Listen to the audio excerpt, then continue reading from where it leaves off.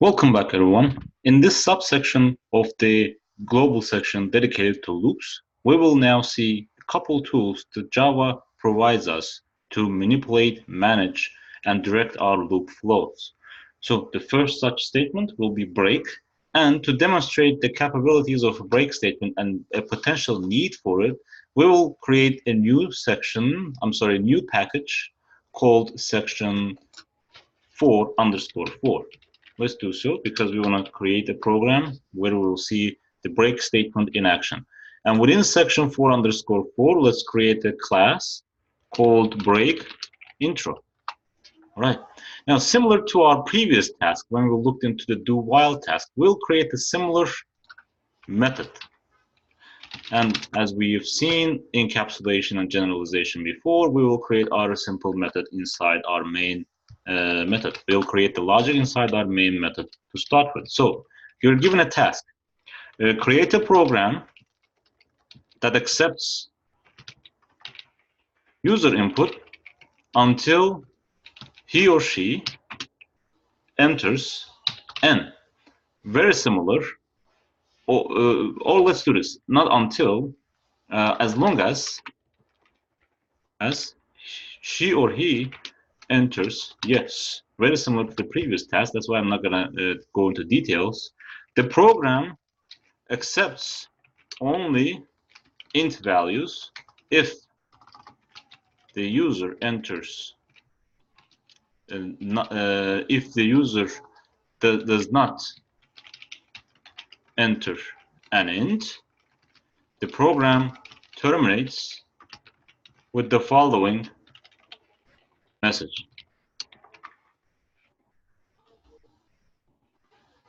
Wrong input. Our database accepts int values or numeric values only. Otherwise, the program will terminate casually by displaying user input. Great. Now, to practice developing programs, we will just rewrite the whole thing from scratch. First thing first, we need a scanner object to be able to accept input from the user. Correct? Great. Now, next move is to import the scanner from java.util package. Great. Next, we're gonna, similar to our previous program, we're going to create a string. Actually, yes, let's create a string because we can store int values in a string, and by concatenating it, we will see different options down the road, but we have not looked into those multi-variable storage options just yet. We're gonna call it in string input numbers, and we're gonna create an empty string. Then we're gonna create our flag. Boolean is yes is equal to false by default. Okay.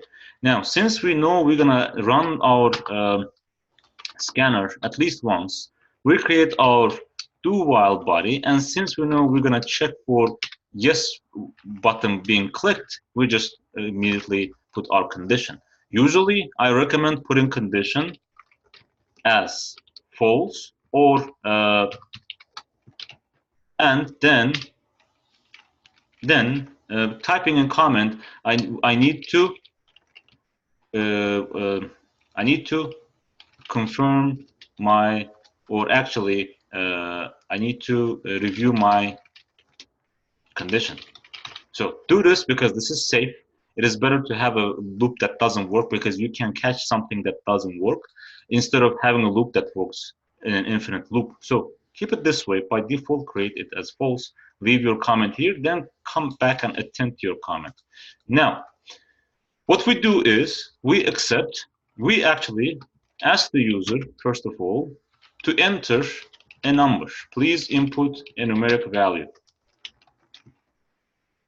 Great. And then we store the user's input in our input numbers. We concatenate whatever the user is going to input, which is going to be scanner.next int, right? Because we said we're going to ask the user to input an int.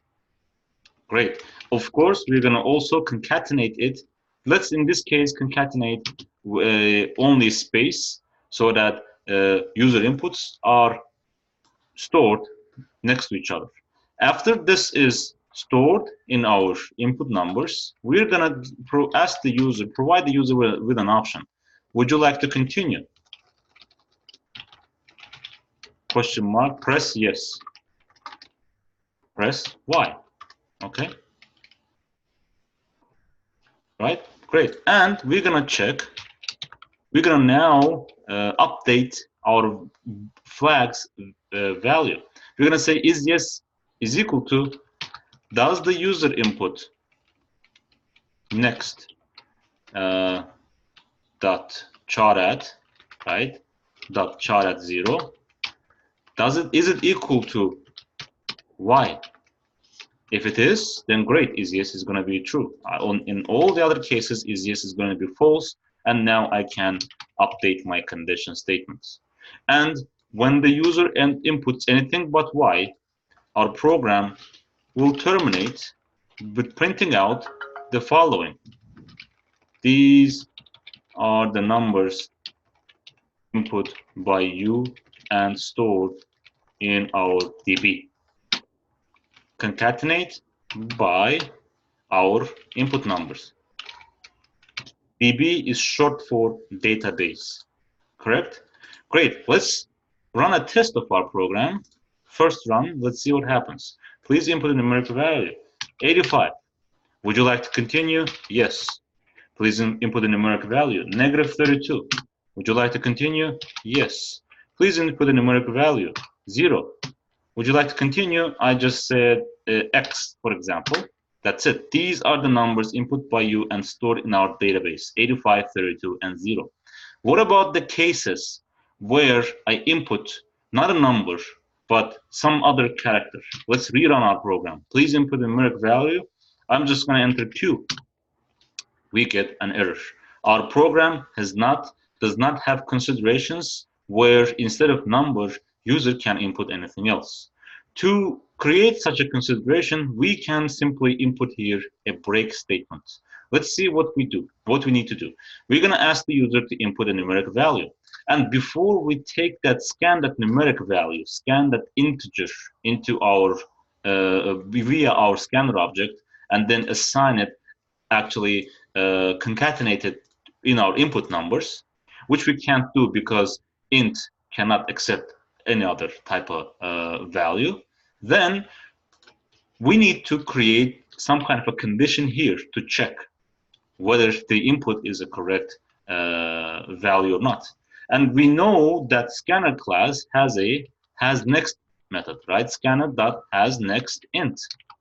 We have seen this. This returns true or false. This checks whether user's input is going to be an int or not before it takes it and assigns it. Okay, so we have seen this before. So let's put this inside an if condition. We say if the scanner does not have an integer as a next value, if this is true, if scanner does not have an integer as a next value, our program specifically, our task specifically asks us to input this, to output, display this message. So let's copy this message, body, and we say that if the scanner does not have next int, print out this body inside our quotation marks. Now, let's try it. Run the program. Please input the numeric value 85. We do retesting, right? We input the values that we input before, negative 32 and 0, and then we press X. Basically, I instead of Y, I pressed 0. So this is perfectly fine, and our program output 85 and negative 32. So it means our program works for positive, for happy pass scenarios. Now let's rerun the program and let's input again Q. Wow, we get to see how our message is displayed, but our program also displays some kind of an error message. We don't want that. So it means we need to do something for the program to stop executing itself and for the loop to stop running and not reaching this here, this scanner.nextInt method invocation here. To do so, we use break. Similar to switch statement, break statement performs the same thing. Inside a switch statement, break simply, as soon as it was executed, it would have just jumped out of the switch statement, right? Exactly the same is correct for the break with loops. The moment the loop sees a break, it will jump outside. It will stop everything after it and jump outside. If you put a break, but one difference is, unlike switch statements, you cannot put break right in the middle of the loop, because in that case you're gonna have an unreachable code, a dead code, as you might call it, right? Because break will break this loop. So what is the point of having a break that is gonna be dead and that's not gonna allow all the other statements to run anyways? That's why we will always, inside a loop, wrap the break within certain condition. If our scanner does not have next int, do something and break. And let's, for the fun of it, instead of using print system out, we're gonna use system error so as our message reads red. But we don't see an exception like this. Okay, so now let's retest our program. First value, 85. Yes, I would like to continue. Next value, -32. Yes, I would like to continue. Third value, 0. Would you like to continue? I'm just gonna say, I don't know, P. And that's it, we've stopped. These are the numbers input by you and stored in our database, 85, -32, 0. Now, let's rerun this program. Please input the numeric value Q. You see, wrong input, our database that accepts numeric values only. These are the numbers input by you and stored in our database. So, you see what happened? The break statement, since it got executed, broke the whole loop. It stopped it from running. Even if you create if yes to be true, then it will still break it in the first run. You want to see it? Let's run it. Please input a numeric value Q, wrong input. So it will not get to anything after the break statement. The execution will stop there because our condition was true. We printed out that there is an error and we broke the code. We broke the loop. And pay attention to one fact, that loop did get broken, but the method is still running, because after the loop we have a message saying that these are the numbers input by you and stored in our database is still printing out. So let's actually create a mixed test with mixed values. 85 is going to be our first input. We want to continue, then we're going to put in 30, and then our input is going to be broken, right?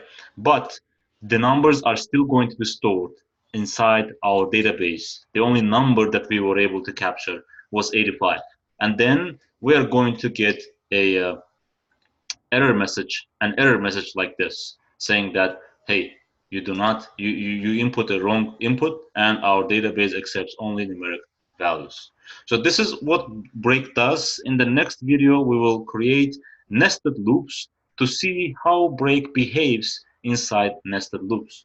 I'm looking forward to seeing you there, and happy coding.